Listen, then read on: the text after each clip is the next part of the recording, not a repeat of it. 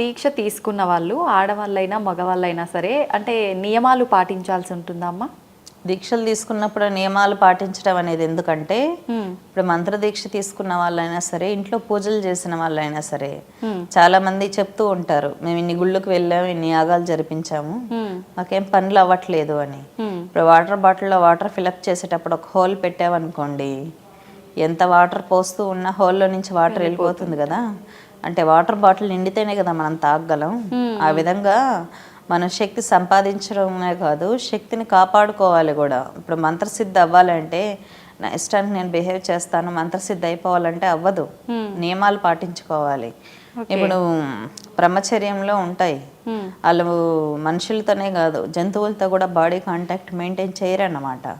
అందుకే వాళ్ళకి అతీంద్రియ శక్తులు అనేవి తొందరగా వస్తాయి. ఇప్పుడు టిబెటన్ యోగులు ఉన్నారు, వాళ్ళు ఇప్పుడు ఇది ఉంటుంది దక్షిణాచారం. దక్షిణాచారంలో ఏంటంటే ఏకపత్ని వ్రత్యం ఉంటుంది. ఏకపత్ని వ్రత్యం అంటే తన ధర్మాన్ని తను నిర్వర్తిస్తూ జపాలు చేసుకోవచ్చు, హోమాలు చేసుకోవచ్చు. కొన్ని ప్రత్యేకమైన హోమాలలో వాళ్ళు భూశయనం పాటిస్తారు, అంటే మాంసం ఆహారం తీసుకోకుండా. ఇప్పుడు అయ్యప్ప మాలలు వేసుకుంటారు, అయ్యప్ప మాలలు వేసుకున్న వాళ్ళు భూశయనం బ్రహ్మచర్యం పాటిస్తారు. ఎందుకంటే అది ఆ మంత్రాది దేవతకు తగిన విషయం. తాంత్రిక దేవతలు ఉంటారు, తాంత్రిక దేవతల్లో వామాచారం అనేది ఒక స్త్రీతో కలయిక ద్వారా దాంట్లో శక్తి అనేది పెరుగుతుంది.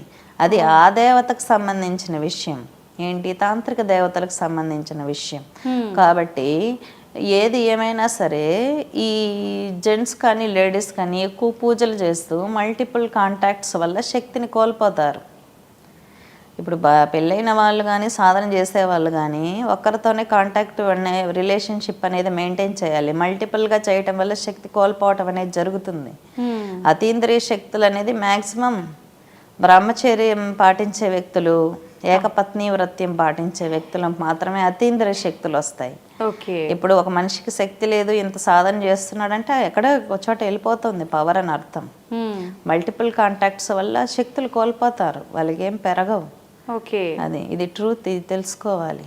అంటే అది వాళ్ళకు తెలిసి కూడా ఎందుకు అలా చేస్తున్నారు? హ్యూమన్ బాడీ గురించి ఆలోచిస్తున్నారు వాళ్ళు. అతీంద్రియ శక్తి అనేది వేరే స్టేట్లో పొందేది కదా, వాళ్ళకి హ్యూమన్ బాడీ మీద ఎమోషన్స్ మీదే కాన్షియస్నెస్ ఉంటే సూపర్ న్యాచురల్ పవర్స్ గురించి ఏం ఆలోచిస్తారు? ఇప్పుడు అంత మెంటల్ స్టేట్. ఇప్పుడు ఒక వికలాంగుడు సడన్గా బాగున్న వ్యక్తికి ఒక చెయ్యో కాలో వెళ్ళిపోతే జ్ఞానం వస్తుంది. ఏంటి, అతను ఏ చెయ్యలే పరిస్థితుల్లో ఉన్నాడు కాబట్టి అప్పుడు దేవుడి కోసం వెతుకుతాడు, జ్ఞానం కోసం ఆలోచిస్తాడు. అంటే ఏంటి, అహం పోయింది అక్కడ. అహంకార రహిత స్థితి పొందాలి, శక్తులు పొందాలంటే ఎంతసేపు హ్యూమన్ బాడీ, ఈ శరీరానికి తిండి కావాలి, లేకపోతే ఆ అమ్మాయి కావాలి, ఈ అమ్మాయి కావాలి, లేకపోతే డ్రగ్స్ తీసుకోవటమో, లేకపోతే ఈ సిగరెట్స్ కాల్చడం, మందుల్లోనూ ఎంజాయ్మెంట్ ఎత్తుకునేవాడు ఎప్పటికీ దివ్యత్వాన్ని, శక్తిని పొందలేడన్నమాట. తన ఎమోషన్స్ మీదే తనకు కంట్రోల్ లేనప్పుడు అతీంద్రియ శక్తులు ఎలా పొందుతారు? అది ఏకపత్ని వ్రతం అనేది చాలా గొప్పది. మల్టిపుల్ కాంటాక్ట్స్ వల్ల పోతాయి, శక్తులు వెళ్ళిపోతాయి. అతీంద్రియ స్థితిని ఎప్పుడు అందుకోలేరు. అందుకే చాలా మంది దీక్షలు తీసుకున్న వాళ్ళు సక్సెస్ ఎందుకు అవ్వరు? వాళ్ళు సింపుల్గా ఒక మాట దేవుడి మీద వేస్తారనమాట. దేవుడు లేడు కాబట్టి దర్శనం ఇవ్వలేదు. మేము ఇన్ని పూజలు చేసాము, ఇన్ని గుళ్ళకి వెళ్ళాము, ఇన్ని యజ్ఞాలు చేసాము అని అంటారు. కానీ వాళ్ళు ఎంతవరకు కరెక్ట్గా ఉన్నారు? వాళ్ళు కరెక్ట్గా ఉండరు, కానీ పక్కన వాళ్ళని దేవతని క్రిటిసైజ్ చేస్తారు. అది మంచిది కాదన్నమాట. కంట్రోలింగ్ అనేది ఏ రకంగా ఉండాలమ్మా? సాధన జపం బాగా చేయటం ద్వారా. సాధనలో నిమగ్నం అవ్వాలి, భక్తి శరణాగతి. అది అమ్మా, ఇప్పుడు మంత్ర దీక్ష తీసుకున్న వాళ్ళైనా అంటే నార్మల్ పీపుల్ కూడా ఇలాంటివి పెట్టుకోవడం వల్ల, ఒకరు ఇద్దరితో ఇలాంటి కాంటాక్ట్స్ పెట్టుకోవడం వల్ల వాళ్ళకు సంబంధించిన అంటే పవర్స్ ని కోల్పోవడం జరుగుతుందమ్మా? ఖచ్చితంగా. అలా ఉండకూడడమే బెటర్. శక్తి కావాలనుకున్నప్పుడు శరీరం మీద అరిషడ్ వర్గాల మీద ఆధిపత్యం అనేది చెలాయించాలి. అమ్మా, చివరగా మీ కుటుంబ నేపథ్యం ఏంటో తెలుసుకోవాలనుకుంటున్నానమ్మా. మా అమ్మ శ్రీ విద్య ఉపాసన చేస్తుంది. మా తాతలు తాంత్రికులు కాబట్టి వంశపారపర్యంగా వచ్చిందనమాట మాకు భద్రకాళి ఉపాసన. నా భర్త కూడా చేస్తారు కాబట్టి దీక్ష.